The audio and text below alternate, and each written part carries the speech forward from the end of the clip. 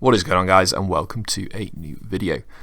There were some interesting quality of life updates added to the game today, and they were kind of buried in a reasonably long list of patch notes, so I thought I'd put together a video covering the ones that I thought were the most interesting. I used to enjoy when people or the creators would do these kind of patch note content update videos, short and sweet and to the point, so I may make this into a weekly / regular update thing if people are interested. So first things first, we're going to start off with tradable overloads and extreme sets. You can now buy these on the Grand Exchange. So you can buy the extreme potions individually, and you can also buy an overload set which contains one of each of the 5 extremes plus a clean torstal. Bought them on day of release for around 100k each. And then what I also did was I bought a couple of the extreme magics or a couple of extreme magics ranges and some the other extreme potions, and particularly extreme magics was selling way below GE value. I think it's because people are dumping them because they've had a large stock from when they've trained Herblore. I got 1,000 for about 3.9k each, which is significantly below their kind of set GE value. So I thought that was a bit of a bargain, so you might be able to snap up some bargains of people who are kind of dumping ones that they've used to train with and have no intention of making into overloads.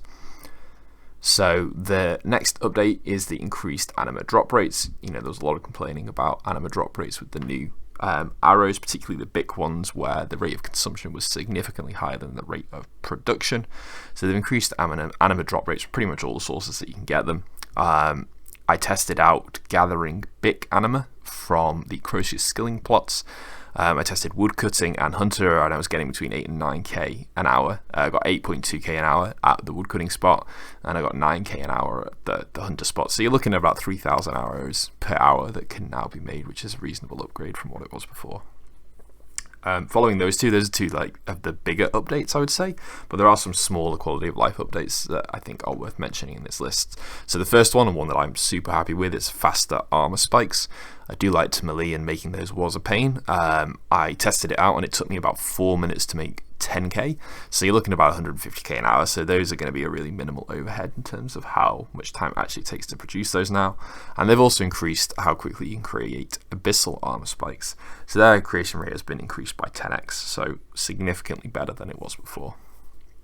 Following that, we've got interaction with the ore box from the bank. Now you can't add or remove ores or bars from the box from the bank, but it's just a nice little update to be able to actually see what the hell you've got without having to go there and then go back and buy the ores that you need.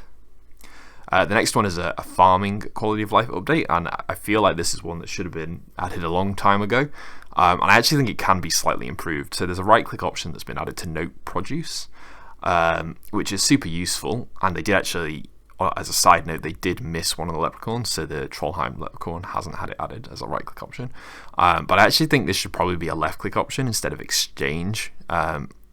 People may or may disagree with me on this one, depending on playstyle, but I would argue that note produce is probably the most highly used interaction with a leprechaun over the exchange button. So I would either have a toggle to be able to set it, or just set it as note produce as the primary action. And then finally, we've got Silverhawks can now have 1,000 feathers added to it as the new cap, so you don't have to replenish those quite as frequently. And that is going to be it for today. Short and sweet. I hope you guys found it useful. There were other patch notes, so if you do want to go through the full list, I'll put the link in the description. And yeah, I hope you guys enjoyed. See you in the next one.